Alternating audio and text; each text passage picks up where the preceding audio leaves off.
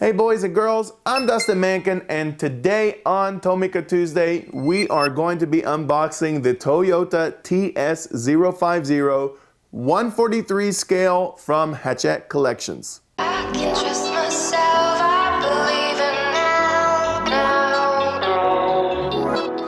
now. We're going to get to unboxing this in just a minute, but first, let's take a second to talk about the real car. The TS050 is a hybrid race car that was developed for the 2016 Le Mans prototype category of the FIA World Endurance Championship, or WEC for short. The gasoline engine is a 2.4-liter biturbo V6 and the hybrid system is 8 megajoules. During the Le Mans race, the car was equipped with a 7-speed manual sequential transmission.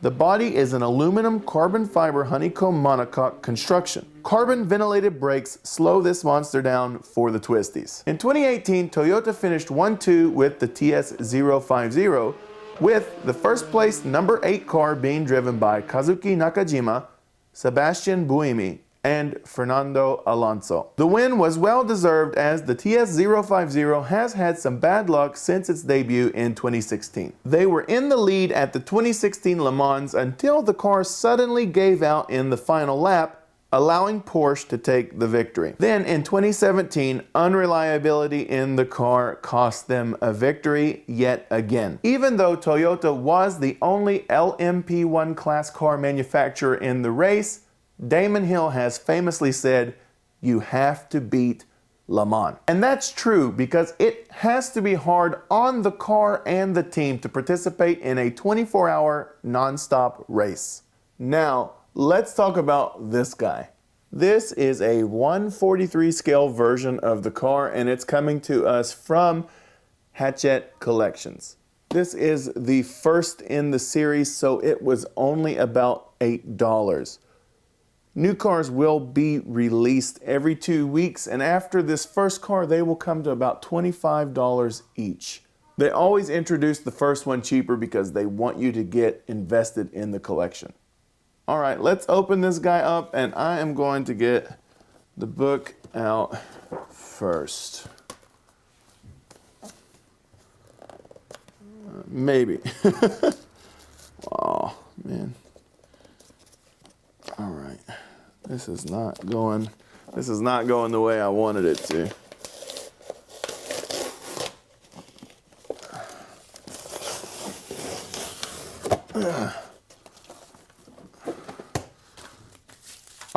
Okay, I see what it is. These are really advertisement heavy because they are wanting to sell you the whole collection. So this is all advertisements about the new cars coming up, and the booklet actually starts right here. Since they're trying to sell you more cars, this one is definitely advertisement heavy. I'm not going to collect all of the cars in this series. I'm just going to collect some of them, and obviously we already have this one, and I do want the Mazda 787B. The Porsche and the Ford, I'm not so worried about it. I'm a Japanese car guy, so even in my collections, I lean towards Japanese cars. Sometimes I'm also into Porsches and stuff, but at $25 a piece, I think I'm going to pass. If you come back here, here's the same 4 that they had. I am interested in this Casio Toyota. I am interested also in this Calsonic Zanavi R390. Now here's a better look. I don't know if you can see it or not. This book's a little bit bigger than the than the stand is, but here is the one that we just got, the TS050, and here is a 787B, a little bit closer look. Let's skip a couple of pages here. This is where the collectible book actually starts. So let's see. You know what? Never mind. I'm going to do it off camera. I'm going to take these staples out, and I'm going to get this book actually oriented nice, because if you look, man, all this paper and stuff from the box is still here. I think there was glue. It was supposed to come off, but it didn't. So whatever. The book has a lot of awesome pictures in it. And, you know, like, I can't read the Japanese, but Like, I can't argue with the fact that there are beautiful pictures to stare at. Like, if you wanted to build like a 1/24 scale model of this when this comes out, this book would make excellent reference material. Like, look at that full page, man. Sorry, my stand that holds my camera won't let me get my book out wide enough, but I mean, I think you can see that this is a gorgeous picture. Anyways, we are not here to look at magazines, so without further ado, we are going to open the actual model, and it's really not that hard. I am going to rip this cover off real fast so this guy will fit under here a little bit better. The car does come in its own hard little case, and that is awesome. And if you look, it's just a box. I mean, there's nothing special to it. I said that. There's tape. But this is not the neatest unboxing I've ever done. But who cares? All right.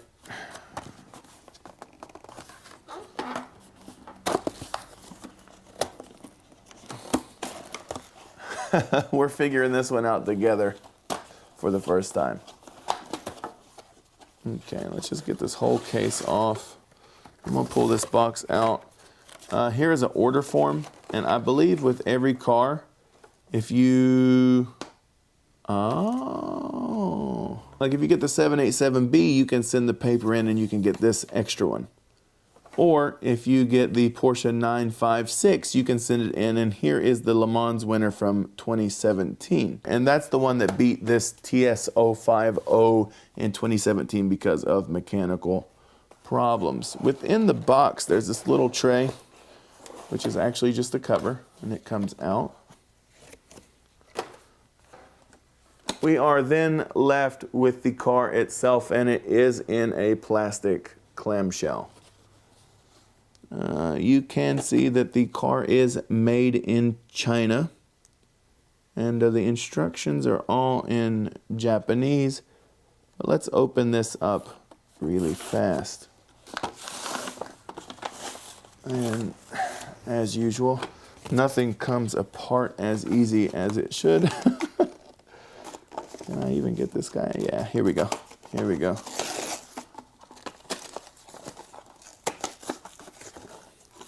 All right, and off the bat, we can see that the car is held in by 2 screws. And I'm assuming we can take this guy off of the base. We'll find out in just a minute. Oh, well, definitely the top part of the case comes out. And that's cool because you don't have to buy an extra plastic case. So there we go.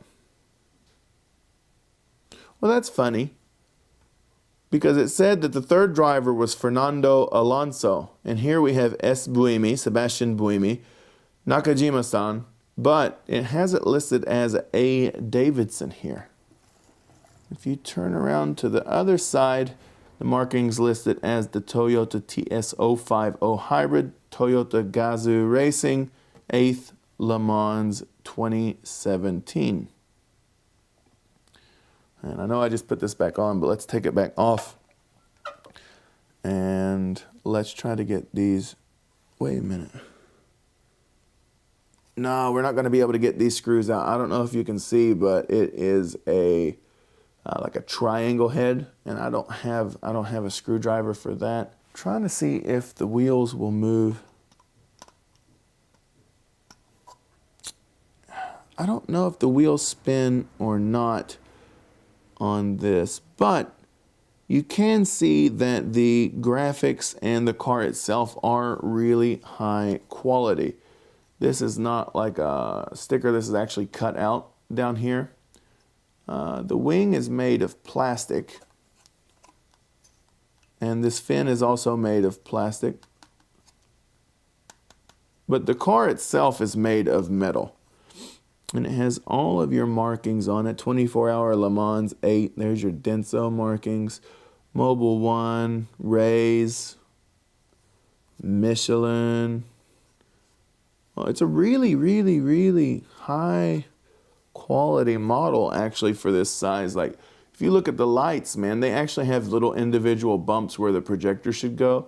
So it looks really nice in 3D. I don't know if you can see that in the camera, but in person, it's a really good detail. You can see there's an application of both gloss paint and flat paint back here.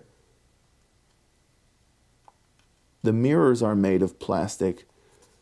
You know, it kind of is what it is. I wish that the glass was a little bit more glass-like. It's actually a plastic, and you can kind of see the markings in it. And it's not super clear to see to the interior, but the interior does not look super detailed anyways. But at 1/43 scale, you can't really ask for too much. And I don't know if it'll focus or not, but there are individual little antennas, and they do seem really fragile.